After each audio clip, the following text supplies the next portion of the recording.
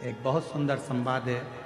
एक वामदेव नाम के शिव जी के परम भक्त हुए, शिव उपासक थे, उनको शिव योगी भी कहते थे, वामदेव उनका नाम था।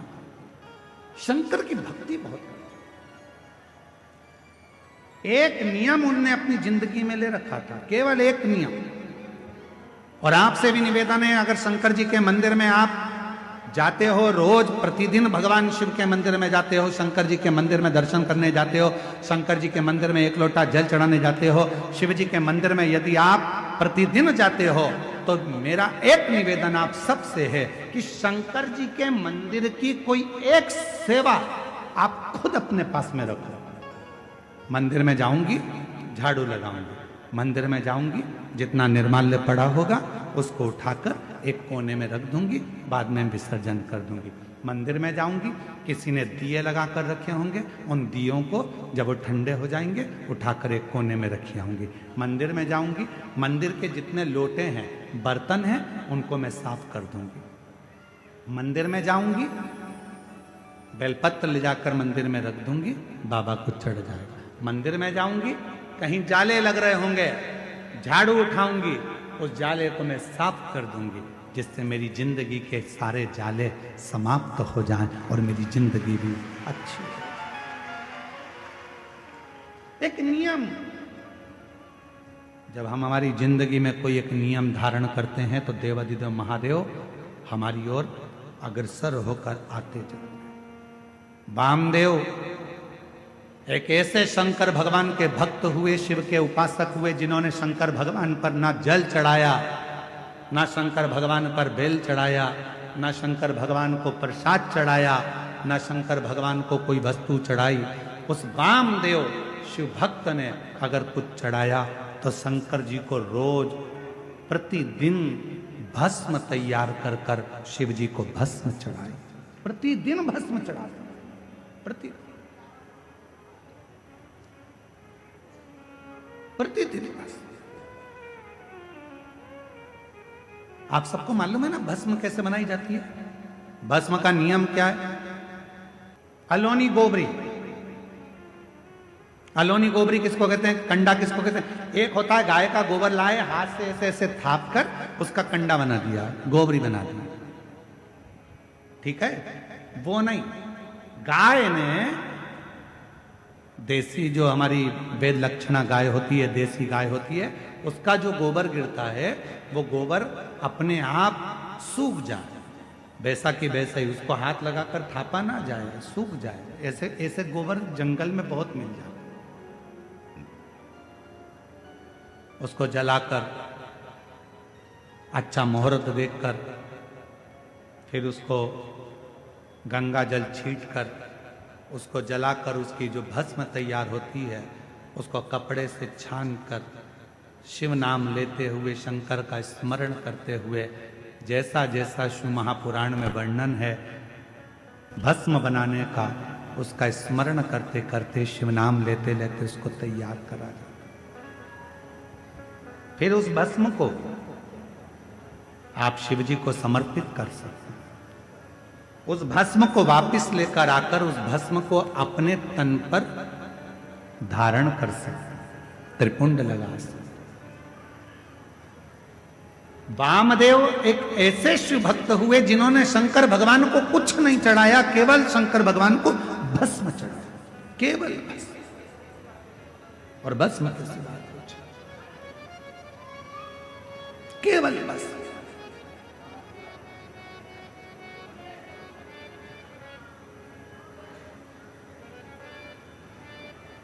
एक दिन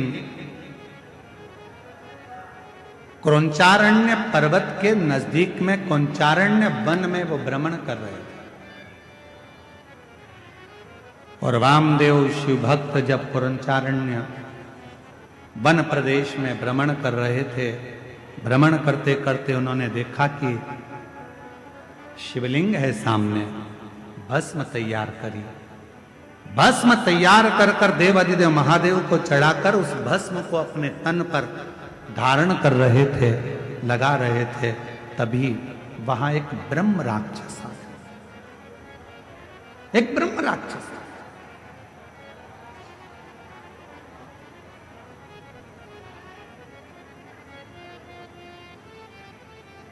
और एक ब्रह्म राक्षस उसी समय पर आया।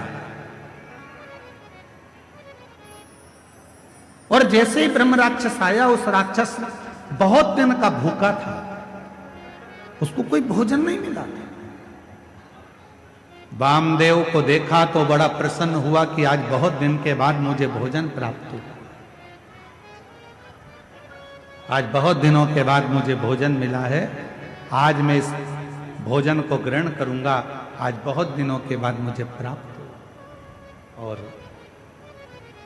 ब्रह्म राक्षस थोड़ी देर तक तो देखा, और देखने के बाद ब्रह्म राक्षस ने वामदेव को खाने के लिए उनके हाथ का स्पर्श कर लिया। स्पर्श करते से ही जो तन पर भस्म लगी थी, वो भस्म वामदेव शिव मुनि के शरीर की वो भस्म ब्रह्म राक्षस के हाथ का स्पर्श कर, हाथ का स्पर्श।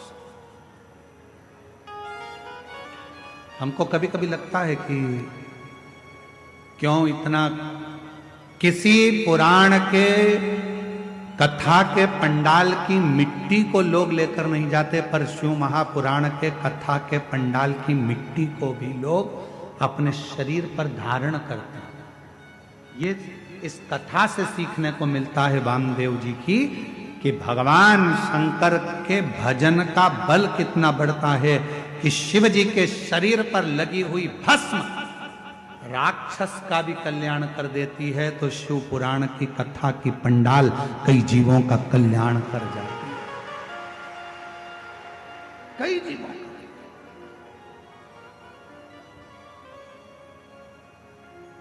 कई जीवों का उद्धार कर। और जो जैसी भावना लाया, वो वैसा ही फलया, नहीं खाली उसे लौटाया, वो मन ही मन हर्षाया। और कर दिया माला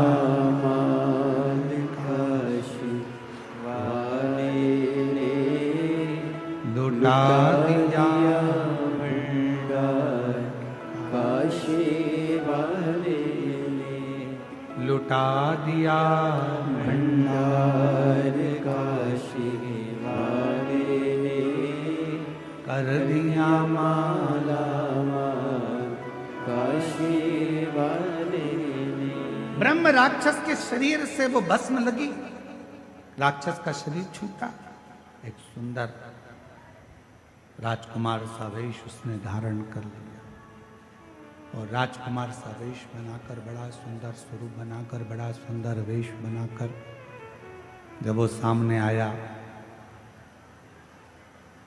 वामदेव शिव मुनि ने पूछा, तुम कौन हो, कहां से आए हो, क्या तुम्हारा नाम है? अभी तो तुम मुझे खाने वाले थे, तुम तो राक्षस हो, और अब तुमने इतना सुंदर रूप रख लिया, कौन हो तुम? कहा, गुरुदेव, पूर्व समय में मैं पवन राष्ट्र रक्षक था, मेरा नाम दुर्जय था, रक्षा करना मेरा काम था, मेरा नाम दुर्जय था, मैं रक्षा करता था। एक गलती मुझसे हो गई, ना तो मैं कभी शंकर का उपासना करता था, ना कभी मैं मंदिर शिव जी के गया, ना कभी मैंने शंकर का भजन किया, ना कभी मैंने शिव की आराधना करी, ना साधना करी। और कोई अगर शंकर के मंदिर जाता था, शंकर को लोटा भर जल चढ़ाने जाता था, या शिव की भक्ति कोई करता था, तो उसमें मैं अड़चन उत्पन्न करता था, उसको रोकता था, रोक रहा। मेरी जीजियों, मेरे जीजाओं, मेरी बेटियों, मेरे बेटाओं, मेरी माताओं, मेरे बुजुर्ग माता पिता, स्मरण करिएगा, तुम्हारे मोहल्ले में, तुम्हारे परिवार में अगर कोई शंकर जी को एक लोटा जल चढ़ा रहा है तो चढ़ाने दो। कोई शिव का भजन कर रहा है, करने दो। कोई शंकर की कथा में जा रहा है, जाने दो। उस पर टांट नहीं मारना, उसको ताना नहीं कसना, उसको ताने नहीं देना। इस बहन ने क्या लिखा, इस बहन ने इस पत्र में लिखा ना कि मेरे जब 22 साल की लड़की मेरी चली गई तो लोगों ने ताना देना प्रारंभ करा। आप कहते हो कि शंकर के मंदिर जाओ, मैं शिव जी के मंदिर जाना चालू करी और मेरे गांव के लोग, मेरे मोहल्ले के लोग मुझे ताना देने लगे। बताओ, 22 साल की लड़की चली गई और ये मंदिर जा रही है, शंकर के मंदिर में जल चढ़ाने जा रही है। निवेदन है, कोई ताना मत दीजिए, कोई अपशब्द मत कहिए। क्यों? तुम तो ताना दोगे, पर उस ताने का जवाब जो दुखी है वो कभी नहीं देता। उस ताने का जवाब तो जिसका वो भजन करती है वो देता। गांव के लोग कहते थे 50 वर्ष की अवस्था होने वाली है, क्या औलाद होगी? क्या वो 22 साल की लड़की वापिस आएगी? पर उसके यहां देर है, अंधेर नहीं। और वो जब कृपा करता है तो छप्पर फाड़ कर दे देता है। जब क्या हो सकता है, क्या दे सकता है? मेरा नाम दुर्जय था, ब्रह्म राक्षस कह रहा है मेरा नाम दुर्जय था। कोई मंदिर जाता था तो ताने देता था, कोई भगवान के भजन में जाता था तो उसको ताने देता था। मंदिर जाने के लिए मैं उनको रोक लेता था, कह देता था क्या करोगे मंदिर जाकर, क्या रखा है शिव पुराण में, क्या करोगे शंकर की कथा सुनकर। ऐसे तो बहुत आते बहुत जाते, दिन रात मैं शंकर की निंदा, मंदिर की निंदा, शिव पुराण की निंदा, शंकर के भक्त की निंदा दिन भर करता था। आखिरी में मेरे शरीर में एक रोग लग गया और वो रोग इतना बढ़ता चले गया।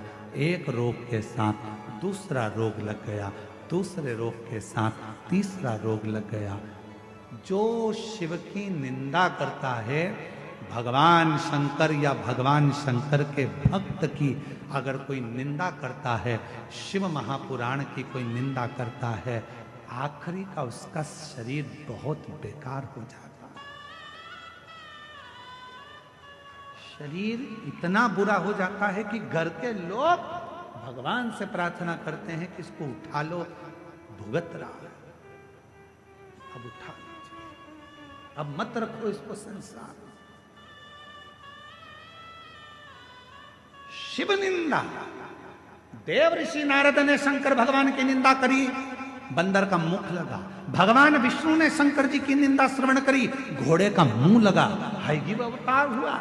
शिव की निंदा जो करता है आखिरी में उसको भोगना पड़ता ही है, भोगना ही पड़ता है। आप कथा में नहीं जा सकते, मत जाओ, पर किसी को ये मत कहो कि शिव पुराण सुनकर क्या करोगे, क्यों इनके चक्कर में पड़े हो, क्यों क्या करना, शंकर जी की कथा से क्या मतलब है, काय को जा रहे हो, क्या मतलब है, क्या रखा है शिव पुराण में, क्यों शंकर जी के मंदिर में एक लोटा जल चढ़ाना। शिव की निंदा करने वाले की गति आखिरी में ऐसी हो जाती है, ये हम नहीं कह रहे, ये दुर्जय की कथा वामदेव मुनि की कथा कह रही है। दुर्जय कह रहा है कि मैंने केवल एक काम करा, जो शिवालय जाता था उसको ताने देता था, जो कथा सुनता था उसको अपशब्द कहता था, लोगों को मंदिर देवालय शिवालय से दूर करता था, लोगों के हृदय में भगवान के प्रति बैर उत्पन्न करता था। मेरे शरीर में एक रोग हो गया, वो रोग ने मुझे घेर लिया, आखिरी में वो रोग बढ़ता चले गया और मेरे प्राण छूट गए, मर गए। सारे भोग भोगे मैंने, जितने नरक के सब भोगे मैंने, आखिरी में भी नरक कम पड़ गए मेरे भोग भुगताने में। तो मुझे राक्षस बनाकर जन्म दे दिया और राक्षस बनकर मैं फिरता रहा। जब मैं राक्षस बनकर नीचे आ रहा था, उसी समय पर मुझे शंकर का गण नंदी मिला और नंदी से मैंने पूछा कि मुझसे बहुत बड़ी गलती हो गई, मेरा प्रायश्चित क्या होगा, मेरा शरीर कैसे छूटेगा, मैं इस राक्षस की योनि से कैसे छूटूंगा। तो नंदी ने कहा था, यदि कोई शंकर का भक्त तन पर भस्म धारण कर कर जा रहा होगा, उसकी भस्म तेरे शरीर से लगेगी और उसी पल तुम मुक्त हो जाएगा, उसी पल मुक्त। हमसे लोग कहते हैं गुरुजी शिव महापुराण की कथा के पंडाल में जो लोग आते हैं वहां की मिट्टी को सिर से लगाते हैं, किसी को बीमारी होती है तो वहां लगा लेते हैं, आखिर इस मिट्टी में ऐसा है क्या? हम निवेदन करते हैं इस मिट्टी में कुछ नहीं है, पर इस मिट्टी में इतना जरूर है। इतने शिव भक्त एक साथ बैठकर जब अखंड जाप श्री शिवाय नमस्तुभ्यम बोलते हैं और भगवान की कथा का रस तत्व ग्रहण करते हैं तो वो मिट्टी भी चंदन बन जाती है, भस्म बन जाती है,